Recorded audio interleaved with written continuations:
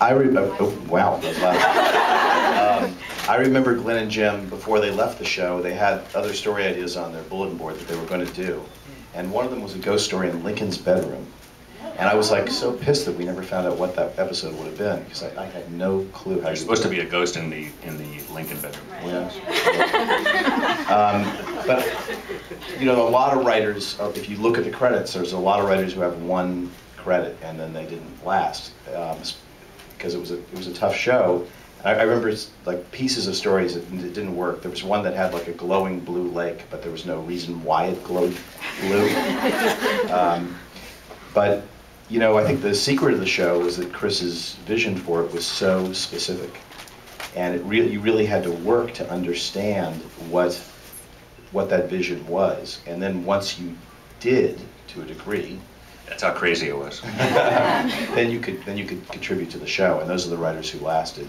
So I think it was a tough show to get. It was so clearly defined, and if you didn't land in that zone, that strike zone, you weren't gonna last.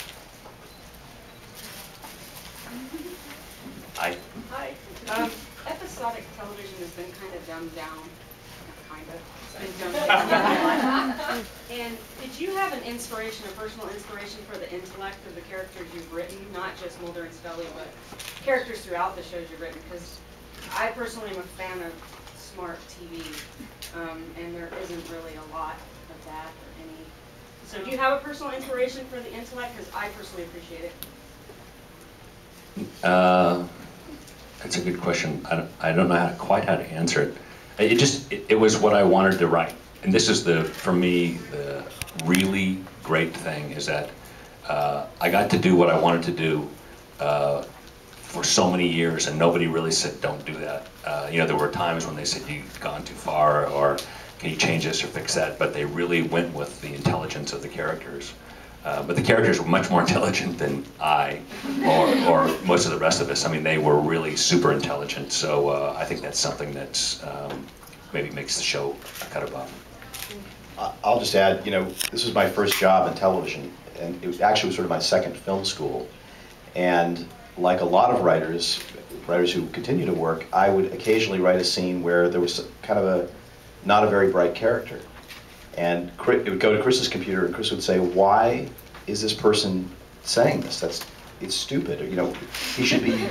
And it was his instinct, I don't know whether it was conscious or just the way his mind worked, to make everybody, not just Mulder and Scully, but everybody as smart as they could be. And what I realized by watching the way Chris wrote was that it makes the drama better, because you're not missing things. Everybody has to be on their toes at every scene. And it makes the conflict sharper. It's just better in every way, and the audience appreciates that. And the other thing I realized, thanks to the internet to some degree, was that you can hope to be as smart as the audience. They're so smart. They're so ahead of you, and it became a challenge to try and be as smart as their audience was. And I think that's something that the internet helped and continues to help writers realize, that, you know, in the days before the internet, it wasn't so obvious, because you didn't have that kind of immediate feedback that we have now.